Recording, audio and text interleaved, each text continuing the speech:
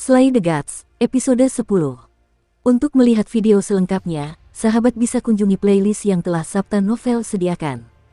Yuk mari, kita berimajinasi bersama dan masuk ke alur ceritanya.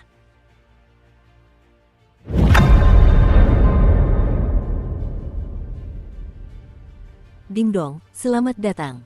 Lin Qiye mendorong pintu kantor dan melihat Hong Ying duduk tegak di sofa, tenggelam dalam pikirannya. Ia melambaikan tangan padanya. Selamat pagi, Suster Hong Ying. Qiye, akhirnya kau datang. Hong Ying tiba-tiba berdiri ketika melihat Lin Qiye. Ada apa? Ada sesuatu yang terjadi. Hong Ying berkata dengan serius, lalu meraih pergelangan tangan Lin Qiye dan menuntunnya turun. Ini pertama kalinya Lin Qiye melihat ekspresi seserius itu di wajah Hong Ying.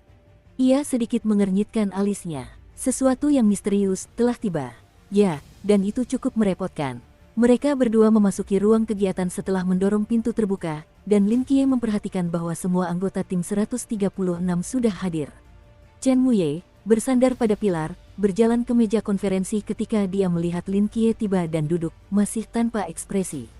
Sekarang semua orang sudah ada di sini, mari kita mulai rapatnya. Setelah semua orang duduk, Chen Muye mengetuk-ngetukkan jarinya di atas meja dan mulai berbicara perlahan. Tadi malam, kami menerima kabar bahwa makhluk lain yang diduga makhluk mitos telah muncul. Lokasinya di SMP Negeri 2 Changnan. Sekolah menengah kedua. Lin Qiye terkejut. Ya, sekolahmu dulu. Chen Muye mengangguk, dan sepertinya orang yang melaporkannya adalah seseorang yang kau kenal baik. Dukung kami di. Chen Muye berteriak ke arah ruang belakang. Hei, anak itu, apa kau sudah bangun? Keluarlah kalau sudah bangun. Semua orang menoleh dan tak lama kemudian, pintu ruangan terbuka perlahan, memperlihatkan seorang anak laki-laki muda bermata merah berjalan keluar. Ketika Lin Qiye melihatnya, dia berseru, Li Yifei. Li Yifei terkejut dan menggosok matanya saat melihat Lin Qiye duduk di meja konferensi, memastikan bahwa itu memang dia. Lin Qiye, apa yang kau lakukan di sini? Apa kau juga melihat monster itu? Tidak, dia salah satu dari kita, kata Wu Xiangnan sambil menggelengkan kepalanya. Anggota sementara, koreksi Chen Muye. Li Yifei menatap Lin Qiye dengan mata terbelalak, lalu bereaksi setelah beberapa saat. Sialan, mereka bilang kau bergabung dengan tentara, tapi ternyata kau bergabung di sini. Lin Qiye mengangkat bahu. Ada beberapa hal tak terduga yang terjadi. Kita bisa bicarakan masalahmu nanti. Sekarang mari kita fokus pada kasusnya. Chen Muye mengingatkan, lalu dia sepertinya mengingat sesuatu dan menambahkan. Biasanya, jika ada dugaan kasus yang melibatkan orang misterius, kami akan melaporkannya ke polisi terlebih dahulu, baru kemudian mereka akan melimpahkannya kepada kami. Namun, anak ini pernah mengalami kasus pria berwajah hantu sebelumnya, menghubungi kami, dan menandatangani perjanjian kerahasiaan. Jadi, mereka langsung menghubungi kami, melewati proses perantara. Ini pengecualian, prosedur normal kami tidak seperti ini. Semua orang mengangguk, tetapi Lin Qiye tahu dengan jelas bahwa Chen Muye sedang menjelaskan ini kepadanya. Teruskan, baiklah. Li Yifei menelan ludah dan mulai mengingat. Tadi malam, aku kembali ke sekolah untuk mengambil buku perku dan kebetulan melihat. Li Yifei menjelaskan secara rinci apa yang disaksikannya tadi malam. Semakin mereka mendengarkan, semakin berkerut dahi para anggota tim. Setelah Li Yifei selesai berbicara, Wu Xiangnan mengangguk. Jika apa yang dikatakan anak ini benar, maka ada kemungkinan 95% bahwa masalah ini terkait dengan misteri itu. Ia menoleh ke Li Yifei. Kau seharusnya tahu konsekuensinya jika kau melaporkan informasi palsu, kan? Aku tahu. Semua yang kukatakan sebelumnya benar, sungguh benar. Jawab Li Yifei tulus. Bagus. Chen Muye menoleh ke Wu Xiangnan. Katakan pendapatmu. Berdasarkan informasi yang kami miliki sejauh ini, makhluk mitos ini memiliki kemampuan menyamar yang kuat. Ia dapat berubah menjadi makhluk lain sambil tetap berkomunikasi secara normal tanpa menunjukkan kekurangan apapun. Wen Qimo mendesah di samping mereka. Menyamar orang yang merepotkan lagi. Selain itu, tampaknya ia memiliki kemampuan untuk mengasimilasi makhluk yang ditelannya, dan itulah yang perlu kita waspadai, kata Wu Xiangnan. Seperti zombie di film, infeksi tak terbatas. Tanya Hong Ying. Meskipun metode penularannya berbeda, efeknya memang serupa. Kalau begitu, tidak bisakah kita langsung masuk ke sekolah dan membunuh Liu Xiaoyan itu? Mata Hong Ying berbinar. Tidak sesederhana itu. Lin Qiye tiba-tiba berbicara dari ujung sana. Karena bisa menulari orang lain, kita tidak bisa memastikan apakah Liu Xiaoyan adalah wujud aslinya karena dia mungkin juga tertular dari orang lain. Kie benar, Wu Xiangnan mengangguk. Kesulitan terbesar dari kasus misterius ini adalah kita tidak tahu di mana sumber infeksi aneh ini. Ini seperti membunuh zombie, bahkan jika kita membunuh semua zombie lain yang terinfeksi, itu tidak akan berguna jika kita tidak dapat menemukan induk zombinya. Dan kita tidak tahu sudah berapa lama makhluk mitos ini ada dan berapa banyak orang yang telah terinfeksi, tambah Wen Qimo. Liu Xiaoyan bisa jadi korban pertamanya, atau bisa jadi korban Ken. Faktanya, kita perlu bersiap untuk yang terburuk. Yang terburuk, Hong Ying bingung, bahwa seluruh SMP kedua telah berubah menjadi sekolah monster. Wu Xiangnan berbicara perlahan, matanya dipenuhi keseriusan. Dan bukan hanya sekolahnya, tetapi juga tempat-tempat lain di kota Changnan yang telah terinfeksi oleh makhluk ini. Mendengar ini, Li Yifei tiba-tiba menggigil. Apa maksudmu? Pernahkah kau berpikir? Wu Xiangnan berdiri perlahan, menatap langsung ke mata Li Yifei, dan berkata dengan tenang. Di sekolah ini kamu berada, selain kamu, semua guru dan siswa lainnya telah menjadi monster. Tidak, bahkan Anda, yang berdiri di sini saat ini, mungkin tanpa disadari menjadi bagian dari misteri ini. Pupil mata Li Yifei tiba-tiba mengerut, merasakan hawa dingin menjalar dari telapak kakinya ke otak, pikirannya pun kosong. Baiklah, Xiangnan, jangan menakutinya, kata Wen Qimo sambil tertawa sambil berdiri. Kalau memang separah itu, Gagak Bencana pasti sudah berteriak. Karena belum bersuara, berarti situasinya belum terlalu berbahaya. Gagak Bencana, apa itu? Tanya Lin Kie, menatap Hong Ying dengan bingung. Itu burung gagak, tapi juga artefak terlarang yang membawa reruntuhan terlarangnya sendiri, Hong Ying menjelaskan dengan sabar. Ketika bencana besar akan melanda kota Changnan, ia akan berteriak terlebih dahulu sebagai peringatan. Bisa dibilang ia semacam detektor. Aku mengerti, Lin Kie mengangguk. Ngomong-ngomong, sekarang misterinya sudah terungkap, kita harus menyelidikinya secara menyeluruh. Jika kita membiarkan makhluk ini terus berkembang, aku khawatir masa depan yang digambarkan Xiangnan tidak akan lama lagi, kata Chen Muye perlahan. Xiangnan, apa kau punya rencana? Wu Xiangnan duduk, membetulkan kacamatanya, dan berkata dengan serius, saya rasa prioritas kita adalah menemukan tubuh utama makhluk mitologi itu dan menentukan berapa banyak orang yang telah terinfeksi. Jadi, saya sarankan kita bagi menjadi 2 tim. Satu tim akan berpusat di sekitar sekolah menengah kedua dan menyebar untuk mencari jejak individu terinfeksi lainnya. Tim lain akan menyusup ke sekolah menengah kedua untuk menemukan mayat utama secepat mungkin. Chen Muye mengangguk, tatapannya menyapu semua orang. Karena kita menyusup ke SMP kedua, kita tidak bisa memberitahunya. Kita harus menyesuaikan diri dengan citra siswa SMA. Hong Ying, Xiaonan, dan Kie. Tugas memasuki sekolah menengah kedua dan menemukan badan utamanya terserah padamu. Kapten, Kie masih anggota sementara dan tidak boleh berpartisipasi dalam operasi pembersihan misterius sebelum menjadi anggota resmi. Wu Xiangnan sedikit mengernyit. Chen Muye menggelengkan kepalanya. Berdasarkan informasi yang ada, makhluk mistis ini pandai menyamar, menyusup, dan menginfeksi. Batas kemampuannya sendiri tidak tinggi. Kie juga telah menjalani pelatihan selama setengah bulan dan kekuatannya telah meningkat pesat. Ini adalah kesempatan bagus baginya untuk mengasah kemampuannya. Lagi pula, dia dulunya murid Erzong dan sangat mengenalnya. Dia juga teman sekelas Liu Xiaoyan, jadi wajar saja kalau dia mendekati Liu Xiaoyan. Berbicara tentang ini, Chen Muye menatap Lin Kie lagi dan melanjutkan, tentu saja, kamu adalah anggota sementara, dan aku tidak akan memaksamu. Jika kamu tidak ingin pergi, kamu akan bertanggung jawab untuk tetap di sini. Aku akan pergi, Lin Kie tidak ragu sama sekali. Chen Muye benar, setelah setengah bulan berlatih, kekuatan tempurnya telah meningkat pesat. Ia sangat membutuhkan kesempatan untuk mempraktikkan apa yang telah dipelajarinya.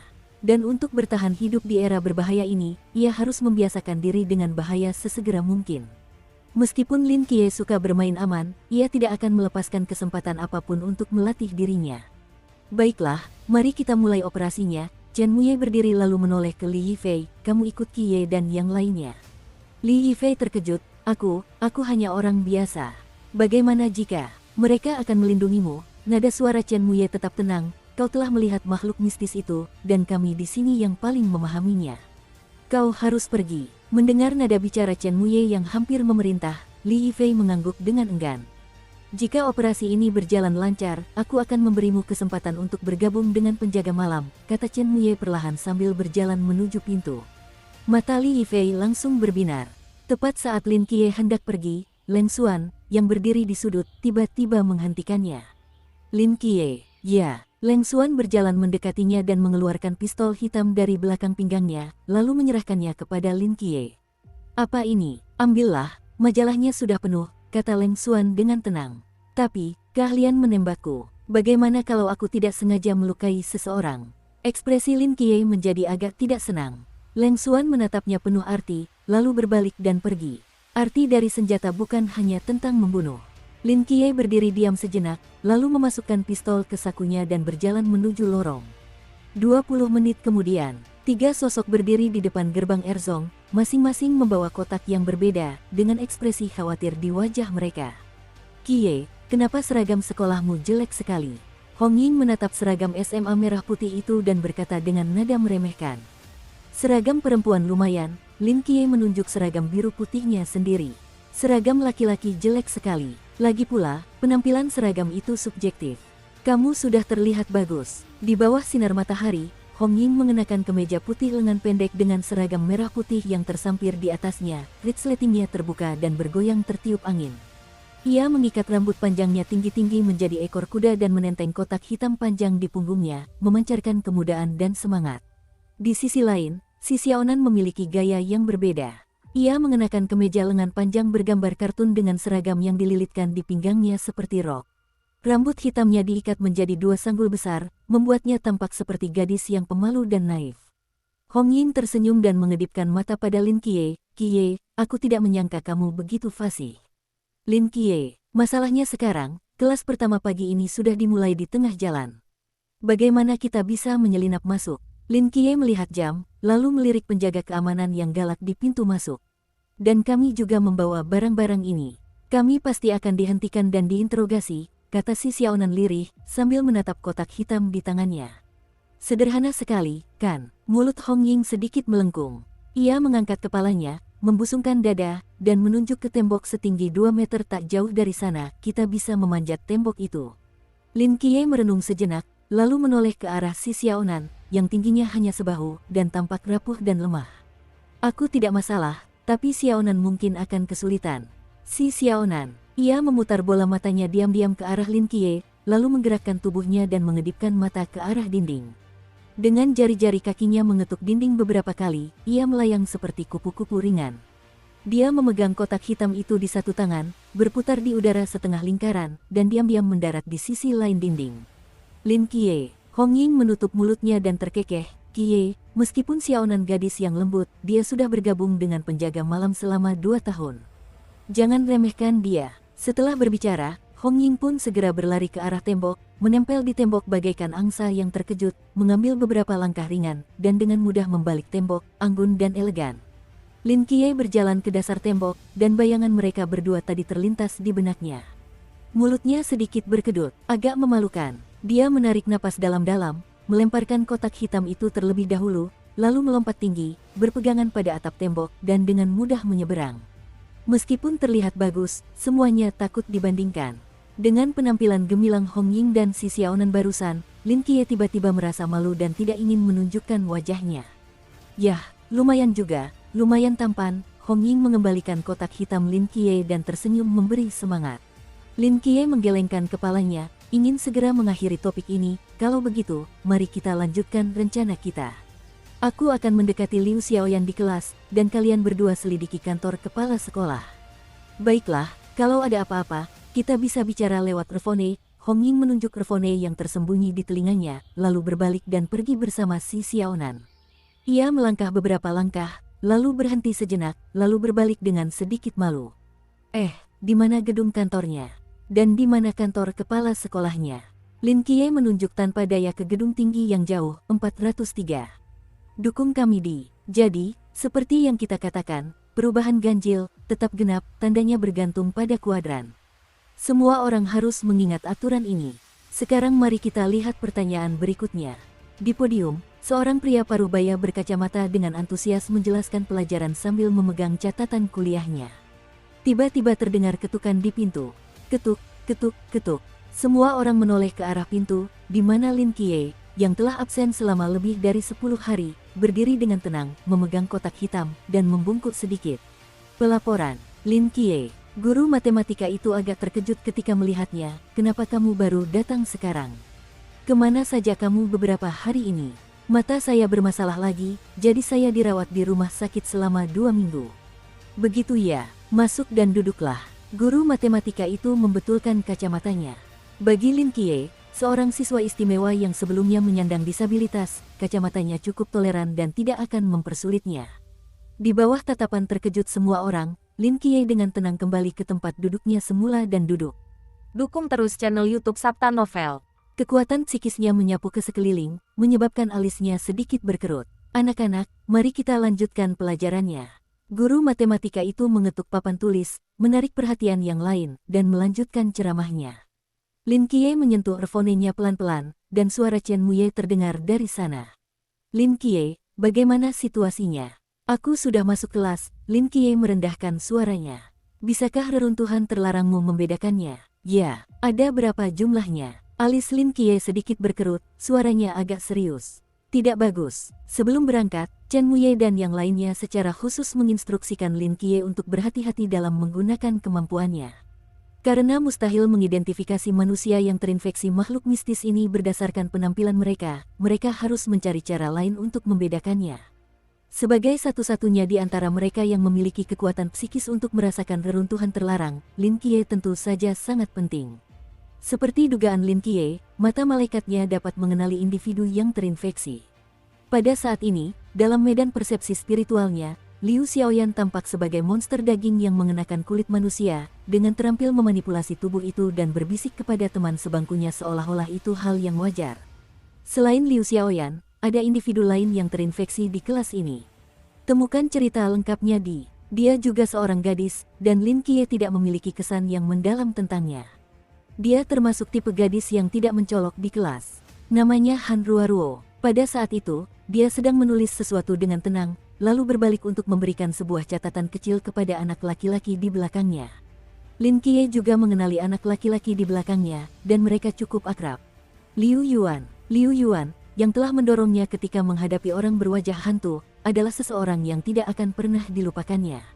Ada berapa? Suara Chen Muye terdengar melalui lubang suara. Ada 2 di kelas saya, dan ketika saya baru tiba, saya secara khusus memeriksa semua ruang kelas di lantai ini. Ada sekitar 6 di lantai ini saja. Bisakah mereka diselamatkan? Tidak, Lin Qiye berkata dengan tegas, organ-organ internal mereka sudah menghilang, dan yang ada di dalamnya hanyalah gumpalan daging dan darah yang aneh. Bahkan jika makhluk-makhluk itu dibunuh, mereka tidak akan bertahan hidup. Mereka mati begitu dimakan. Di lantai ini saja, sudah ada 6 korban. Kalau kita lihat seluruh sekolah, berapa banyak orang yang akan mati? Jika sebuah sekolah mengalami begitu banyak kematian di waktu yang sama, sekolah itu pada dasarnya tamat. Dan dampak sosial yang ditimbulkan oleh kejadian ini bahkan lebih mengerikan. Chen Muye terdiam cukup lama di ujung lain earphone sebelum berbicara perlahan. Saya mengerti, terus amati, jangan beritahu musuh. Dipahami. Lin Qiye mengeluarkan pena dan kertas, mendengarkan ceramah guru dengan penuh perhatian, seperti siswa biasa. Setelah guru itu berbicara selama lebih dari 10 menit, Li Yifei bergegas ke pintu, terengah-engah, dan mengetuknya.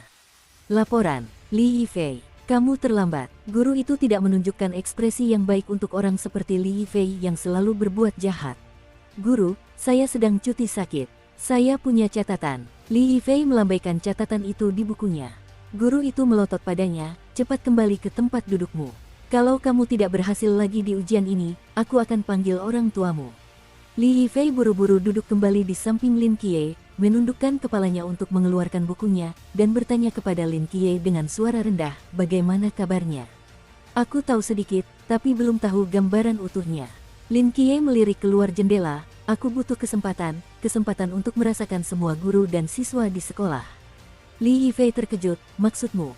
Setelah kelas ini, akan ada upacara pengibaran bendera. Saat itu, saya akan bisa mendapatkan gambaran awal tentang situasinya. Mata Lin Qiye sedikit menyipit. Gedung perkantoran, 403. Ketemu, Hong Ying dan Si Xiaonan berjalan menuju pintu kantor kepala sekolah dan berhenti bersamaan. Mereka bertukar pandang dan segera mengambil posisi. Si Xiaonan berdiri di pintu dengan kotak hitam di punggungnya, sementara Hong Ying bersembunyi di titik buta di balik pintu, siap untuk menyerbu masuk kapan saja. Si Xiaonan berdeham dan mengetuk pintu. Tok, tok, tok.